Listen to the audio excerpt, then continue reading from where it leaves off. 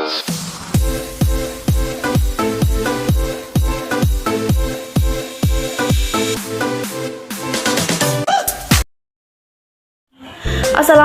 warahmatullahi wabarakatuh. Perkenalkan, nama saya Nurhidayah Inkasa Putri. Di sini kami akan mempresentasikan materi yang berjudul Hakikat Evaluasi Pembelajaran Bahasa dan Sastra Indonesia MI atau SD. Sebelumnya saya akan memperkenalkan anggota dari kelompok 6. Yang pertama, Zuliani Raudatul Jannah. Yang kedua, Jawahira Anis. Yang ketiga, Shirley Ayu Putri Kumarodewi. Dan yang terakhir adalah Zulif Nurfiana. Selanjutnya materi akan disampaikan oleh pemateri yang pertama.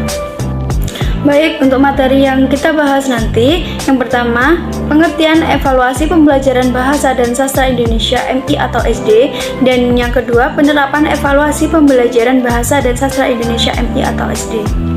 Baik, saya akan menjelaskan mengenai pengertian evaluasi pembelajaran bahasa dan sastra Indonesia MI atau SD.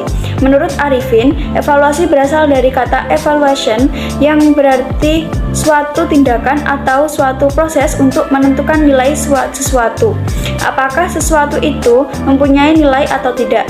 Evaluasi artinya penilaian terhadap tingkat keberhasilan siswa mencapai tujuan yang telah ditetapkan dalam sebuah program. Sulaiman dan Dwi Duana menjelaskan bahwa evaluasi merupakan kegiatan pembelajaran untuk meningkatkan kemampuan peserta didik yang memiliki hubungan yang kuat dan positif antara motivasi dan pengajaran. Jadi dapat disimpulkan bahwa evaluasi pengajaran bahasa dan sastra Indonesia itu adalah suatu tindakan atau proses mengumpulkan informasi berupa gambaran proses peserta didik selama kegiatan pembelajaran berlangsung dan menimbangnya dari segi nilai dan arti dengan penekanan penilaian pada 4 indikator keterampilan berbahasa dan sastra Indonesia. Nama saya Zuliani Raudatul Jannah dengan NIM 12620520123. Di sini saya akan melanjutkan penjelasan dari KIK. Tujuan evaluasi ada yang bersifat umum dan ada yang bersifat khusus. Jika tujuan evaluasi masih bersifat umum, maka tujuan tersebut perlu diperinci menjadi tujuan yang khusus, sehingga dapat menuntun guru dalam menyusun soal atau mengembangkan instrumen evaluasi lainnya. Ada 2 cara yang dapat ditempuh guru untuk merumuskan tujuan evaluasi yang bersifat khusus, yaitu yang pertama, melakukan perincian ruang lingkup evaluasi, dan yang kedua, melakukan perincian proses mental yang akan dievaluasi. Cara pertama berhubungan dengan luas pengetahuan sesuai dengan silabus mata pelajaran, dan cara kedua berhubungan dengan jenjang pengetahuan. Tujuan evaluasi pembelajaran disesuaikan dengan jenis evaluasi pembelajaran itu sendiri, seperti evaluasi perencanaan dan pengembangan, evaluasi monitoring, evaluasi dampak, evaluasi efisiensi ekonomis, dan yang terakhir evaluasi program komprehensif. Perkenalkan, nama saya Jawahira Anissa dengan nomor NIM 1262052022122. Di sini saya akan menjelaskan tentang penerapan evaluasi pembelajaran bahasa Indonesia dan sastra Indonesia MI/SD. Terdapat 3 jenis ranah evaluasi pembelajaran bahasa Indonesia, yaitu evaluasi ranah pengetahuan berbahasa, ranah sikap berbahasa, dan ranah keterampilan berbahasa. Evaluasi ranah pengetahuan berbahasa. Evaluasi ranah pengetahuan berbahasa dimaksudkan untuk mengetahui sejauh mana pembelajar menguasai teori-teori kebahasaan yang dipelajarinya.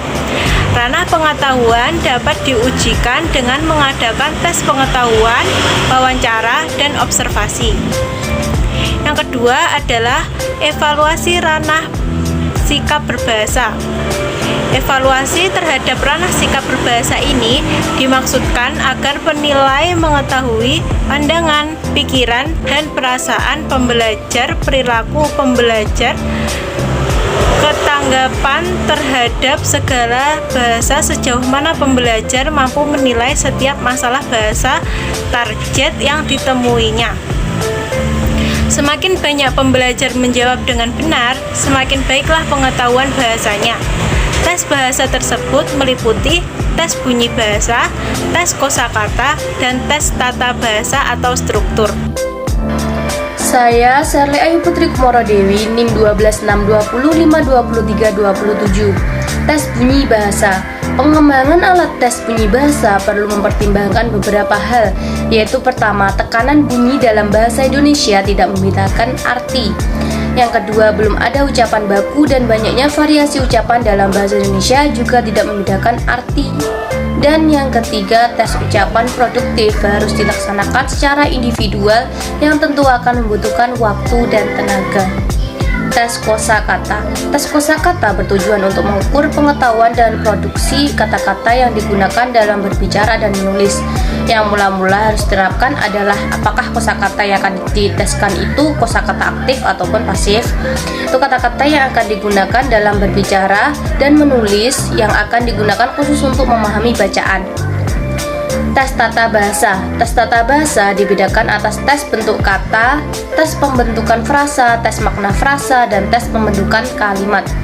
Penentuan format tes didasarkan pada tujuan, keluasan materi, waktu, serta tingkat kemampuan yang dimiliki pembelajar. Adapun bentuk tes tata bahasa dapat disusun dalam bentuk isai, pilihan ganda, tes melengkapi, dan tes jawaban pendek. Saya, Zulif Nurfiana, NIM 126205203-265. Evaluasi Rana Sikap Berbahasa. Evaluasi terhadap Rana Sikap Berbahasa ini dimaksudkan agar penilai mengetahui yang pertama, pandangan, pikiran, dan perasaan pembelajar. Yang kedua, perilaku pembelajar.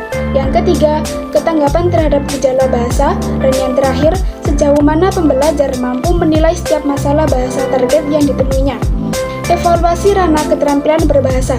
Keterampilan berbahasa merupakan kiat menggunakan setiap aspek kebahasaan dalam setiap perilaku berbahasa. Keterampilan berbahasa mencakup menyimak, membaca, berbicara, dan menulis. Yang pertama, keterampilan menyimak. Pada hakikatnya, lebih bersifat kognitif dengan aspek yang lebih tinggi. Kemampuan ini mencakup menerima, menganalisis, memahami, dan menyimpulkan informasi lisan yang disampaikan dalam bahasa target. Yang kedua, evaluasi keterampilan berbicara. Dilaksanakan untuk mengetahui kemampuan pembelajar dalam menggunakan bahasa target secara lisan untuk menyampaikan pikiran, perasaan, dan keberadaannya. Yang ketiga, teknik evaluasi yang dapat digunakan untuk mengukur kemampuan pembaca dipaparkan.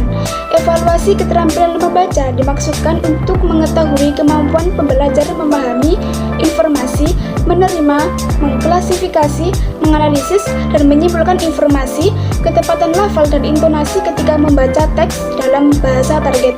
Dan yang terakhir, evaluasi keterampilan menulis bertujuan mengetahui kemampuan pembelajar dalam menyampaikan ide, perasaan, dan pikirannya serta menggunakan perangkat bahasa target secara tulis. Baik, sekian video dari kelompok kami. Kurang dan lebihnya mohon dimaafkan. Terima kasih atas perhatiannya. Wassalamualaikum warahmatullahi wabarakatuh.